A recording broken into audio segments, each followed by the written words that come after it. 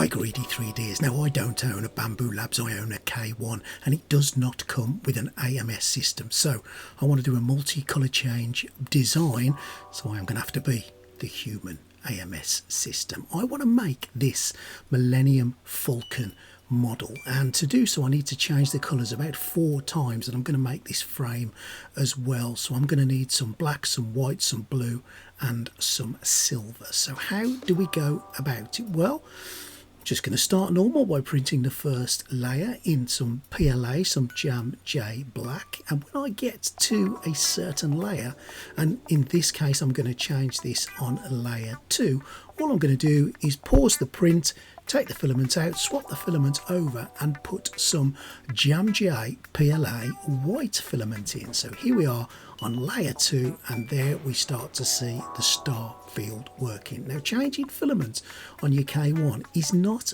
too difficult, so I'll show you how to do it. When you get to the next level, when you want to change your filament, and for me to change from white into blue, I'm going to be doing this on layer number 13. So all I'm going to do is pause it. I'm going to go into the option there and extrude the resin. It will go up to temperature to 240, and then it will spit out anything in the front end of the hot end first, and when it stops doing that it will pull out all of your filament from the extruder. You just literally take your next colour, which in this case is some Jam J blue. You've took your white out, you're feeding your blue in, you're pushing it right the way through until it touches your extruder, and then go back to the panel and tell it to extrude.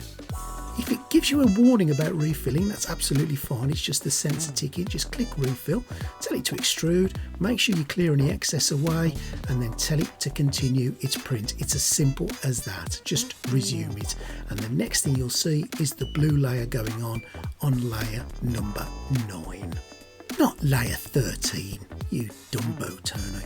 The reason I said 13 is because I'm going to do another change to some Jam J PLA silver, and that will go on layer number 13, and then I'm just going to leave it to run and run and run and print that beautiful Millennium Falcon all the way through. Now once it's fully printed, I'm just going to take it off the printer and I'm going to do a little bit of paint work on it.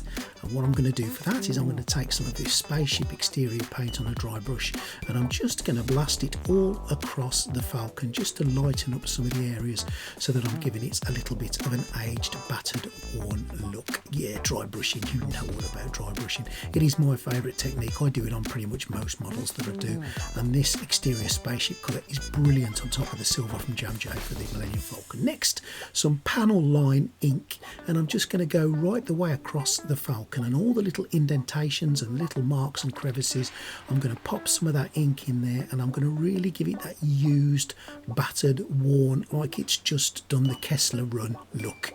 Get it all over there, don't be afraid. You really want to make this a little bit aged, and this ink stuff is fantastic. If you haven't got any, get some.